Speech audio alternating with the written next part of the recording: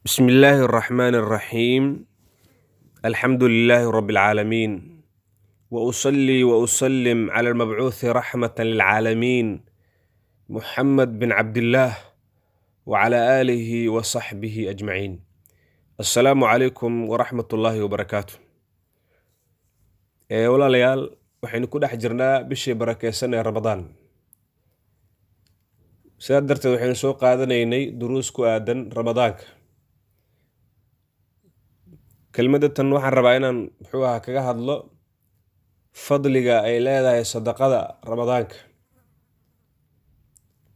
in wax la sadaqaysaa mar waliba wax qiimo badan oo fadli badan, hase yeeshee marka Ramadaan la joogo aad ay usii fadli badantay.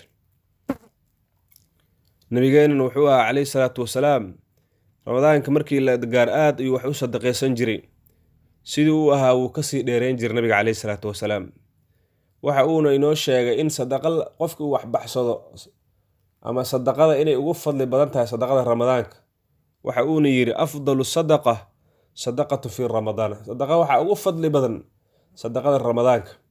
waliba inaga inu ognahay dhibaatooyinka dalkanaga uu ku jiro iyo mashaakilka iyo shaqo la'aanta baahsan iyo xanuunada jira, aad bay qaali u tahay qofka muslimka inuu walaalkii uu gacanta u haatiyo ee uu wax taro waxa uu awoodi karo. aad bay runtii muhiim u tahay maadaama lagu jiro bisha barakeysan Ramadaanka oo dadka qaar dhibaatooyin ay haystaan oo laga yaabo inaynan heli karin hadduu afurta u helo waxa laga yaabaa inuu suxuur u heli karin. mar dadka in la quudiyo oo wax lagu sadaqaystaa xilligan oo kale aad bay muhiim u tahay.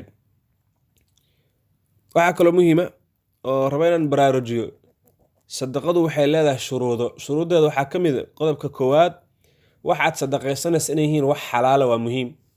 waxyaaba xaaraan oo aad soo boobtay ama aad soo dhacday haddaad tirado waan sadaqaysanaya waxba kama jiraan. in allaha tayibun laa yaqbalu ilaa tayiban.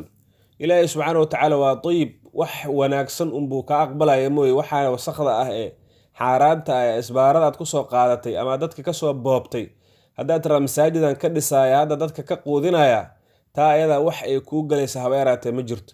marka maalka la sadaqaysanayo waxaa muhiima inuu yahay maal xalaal ah.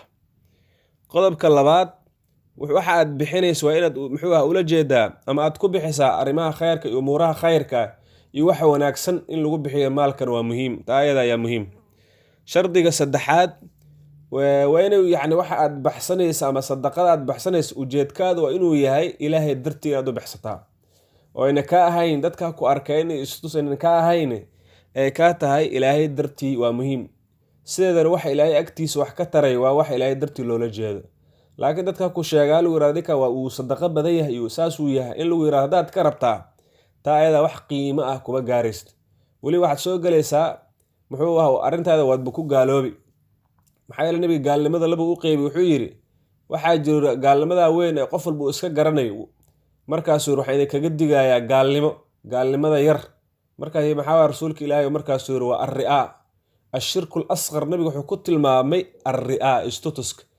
marka waa inuu qofku iska jiraa inuu wax dadku istutuso ay ka noqotaa kaliya ilaahay dartii inay ka noqoto. waadna ogtihiin oo qiimaha ay leedahay sadaqada waxa ilaahay dartii loola jeedo. dadkii toddobadii sanfi uu nabigu u sheegay uu yiri sab'atun yudhilluhum Allahu fi dhilli yawman la dhilla illa dhillu. waxa ku jira qof wax sadaqaystay, qofkaasoo qofka midigtiisa jooga kan bidixda uusan ogaanin. macnaha waxay ka dhigan tahay inuu ilaahay dartii u bixiyo tus ayna ka ahayn. waxaadba ku helaysaa inaad carshur raxmaan inaad ku harsataa ayaad ku gaaraysaa walaalkayga muslimka ahow. haddaba arrinta ayada inaynu ku dadaalno waa muhiim. qodobka afaraad ee shuruudaha sadaqada ka mid waa in sadaqadaada aadan dadka ku dhibin. waa inaan dadka lagu dhibin. waxaad dadka siisaa haddana inaad ka daba hadashaa tiraahdo sidaasaan yeelay wallahi ninka isagoo dhibaataysan oo rafaadsan ayaa sidaa u qabtay iyo wuu dhiman rabay iyo waxa ayada inaad qofka sadaqadaasi aad ku dhibtaana oo aad ku gallad sheegataa, taa ayadaana waxay ka mid tahay waxyaabaha sadaqada kaa halayn kara ama kaa burin kara.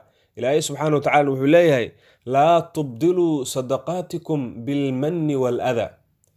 marka in dadka lagu dhibo lagu gallad sheegtana ayadana looma baahna. qodobka shanaad, qofku waa inuu sadaqaystaa waxa uu jecel yahay. dadka qaara laga yaabaa inuu mararka qaar uu sadaqaysanayo waxa uu nacay iyo waxa muxuu ahaa dharkii aad horey u haysan jirtay iyo cunno waxyaaba oo aadna rabin iyo dadka inta badan sadaqaytaayada looma baahan. waxaa la rabaa qofku waxa uu jecel yahay ee isaga naftiisa uu la jecel yahay ayaa la rabaa inuu sadaqaysto. ilaahay dadkaas uu ammaanay oo yudcimuuna aطacaama calaa xubbihi miskiinan wa yatiiman wa asiir. marka waxaad jeceshahay inaad sadaqaysto. sidoo kale muxuu ahaa arrinta ujeedadan waa inaan ahayn in lagu mahad celiyo oo waad fiicantaha lwaraan dadka inaana ka doonayn. sida ilaahay qur'aanka ugu leeyahay inamaa nudcimukum liwajhi illaah laa nuriidu minkum jazaan walaa shukuura. qofka marka inuunan rajaynayni ilaahay dartii horta inay ka tahay waa muhiim. sidoo kale dadka inay kuu mahad celiyaan ama kuu abaalgudaanne waa inaana ula jeedin sadaqadaada waa muhiim. marka shuruudaha ayay leedahay sadaqada.